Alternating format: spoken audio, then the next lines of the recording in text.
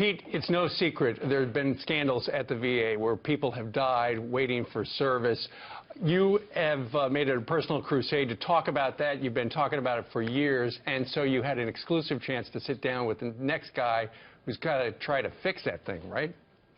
That's right. I had an opportunity yesterday to sit down with the new VA secretary, only his sixth day on the job, David Shulkin. And not just me, but this show, Fox and Friends, has covered the problems at the VA and how badly it needs to change. So he thankfully granted us the first exclusive interview he's done yet as secretary. And we sat down for a long, wide-ranging interview yesterday. And one of the things we talked about is, how are you going to drain that swamp? How are you going to take on those institutions that for so long have crippled the VA? Here's a part of what the secretary had to say yesterday in our discussion.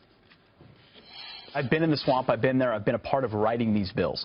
There's oftentimes a very strong bill, but then when it meets the veterans, DC-based veterans groups, or the AFGE, the American Federation of Government Employee Unions, or some of the committees, gets diluted down big time to the point where it really looks good and everyone gets to pat themselves on the back that they did something about accountability.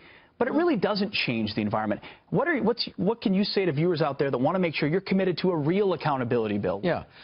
Well, look, if we get a bill and if it doesn't work, you can expect I'm going to be back in front of Congress and saying this didn't work. But the bottom line is the results, okay? And we're going to have a workforce that is committed to making sure that the right people are working there. I think there's nothing demoralizing to the thousands and thousands of people who serve every day in the VA, doing a fantastic job, very committed. I see it when I practice in the VA. These are the best people in healthcare working in the VA. But when you have one or two or three people that really aren't doing their job, they bring everybody down. And so the very best thing I know from my private sector experience is you got to deal with that. You got to get them out of the system because it helps not only the veterans, but it helps the people who work in the VA who are trying to do the right thing for veterans. So, but Bob McDonald oftentimes said the opposite. He said, how are we going to hire people here if they think they can be fired at a whim or at a moment's notice? But your argument is, if you can't fire those poor performers, then you don't have a good culture. So would you say you take a different position than Secretary McDonald did, who fought against a lot of these accountability bills?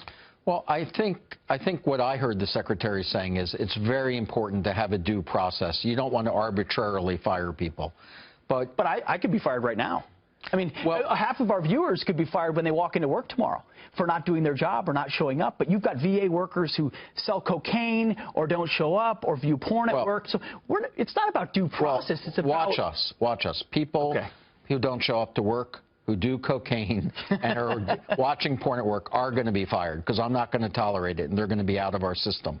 And you watch our results there. But remember, we're talking about the vast, vast majority of our employees are dedicated. They could be working anywhere in healthcare, but they choose to work at the VA. And I'm going to support them, and I'm going to stand behind them. A lot of people who've been fighting this in the front lines already are whistleblowers who have come out. I mean, the reason we know about Phoenix to begin with, where the scandal started, were whistleblowers. I'm in regular contact with them. I'm sure you've heard from them as well. But Secretary McDonald, the previous administration, almost ignored them, if not were outright hostile to them. Have you met with whistleblowers yet? And what is your commitment to make sure that those voices that are marginalized because they're trying to do well by vets, that you make sure those voices are heard? Yeah, I've absolutely met with whistleblowers. It's very important to do that, and I agree. They've brought very important issues to the forefront. And not only are we going to support those that tell us problems in the system, because that's how we get better, but we're going to address those problems. And I know sometimes takes a while to address those problems, probably longer than it should, but we're going to make sure that just because it's hard to do, we're not going to stop. Guys, we asked also yesterday viewers for their questions. I got a stack this tall that I brought to the interview. Some of the best parts of that interview are the viewer questions and his answers to them.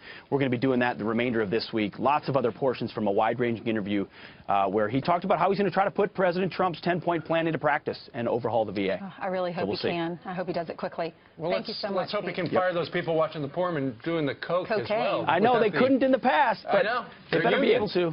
No kidding. I know. All right. That's exactly right. Good job. Thank you. Thank you.